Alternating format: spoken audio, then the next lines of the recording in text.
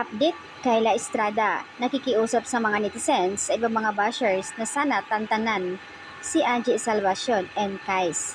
Dahil nga po sa linlang kung saan kasama si Angie Salvacion. At syempre, magagaling ang mga kasama katulad ni Kayla Estrada, Best Actress, and Kim Chu. Doon sa scene na yon, nakikita talaga ng mga tao na kung paano si Angie umarte, na sinasabi nila walang effort at hindi pa talaga marunong umarte. Sana raw nakafocus na lang siya sa pagkanta. Pakiusap naman ni Kayla na sana unawaan. I think some people we have a talent. Taken it too far and I really hope and we can just be kinder and nicer. Pakiusap nga niya sa bumabatikos kay Angie Salvacion na sana itigil na. Dahil nga nakarating kay Kayla ang mga bashers na panlalait at inabot ng co-star nito dahil kay Angie Salvacion na kisyo hindi marunong umarte at nadamay dito si Kais.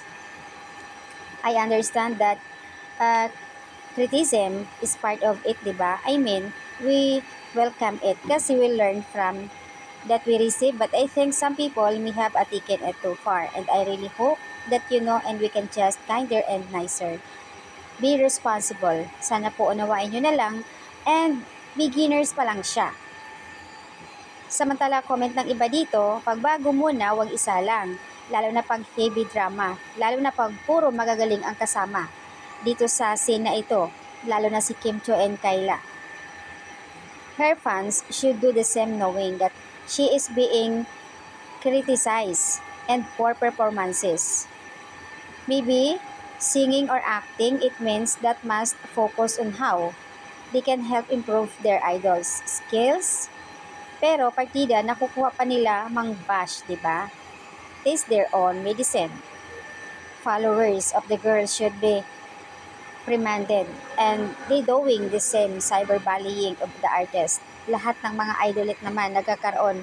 Nag-umpisa sa mahirap, syempre. Kaya nga sinasabi nila na may workshop para hasain ang pag-acting. Ang comment dito sa iba, and she just knew. So dapat muna nating intindihin ang acting ni Angie Salvacion. Ang sagot naman ng isa, is not new dahil nga ay dumaan sila sa PBB, sa workshop, at may ibang mga nasalihan na rin.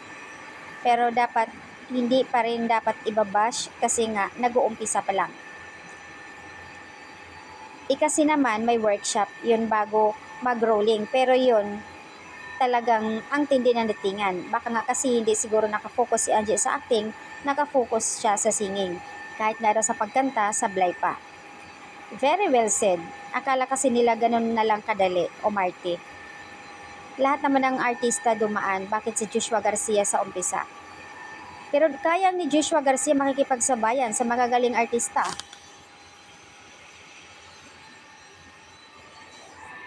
So ayan, nagpahalata raw kasi na di marunong umakting, sorry to say.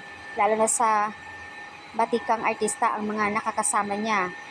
Need more acting and workshop at Angie Salvacion. So ayan po yung update dito guys. Maraming nagbabatikos kay Angie dahil sa talagang hindi nga raw siya marunong umakting doon sa napasama siya sa linlang. Nag-trending nga ngayon si Angie Salvacion, lalo na ang mga veterans actor na si OG Diaz. Isa din ito na nag-react at nakikita ang kanyang video kung saan kasama si Kais. Ibang mga netizens pinagpiestahan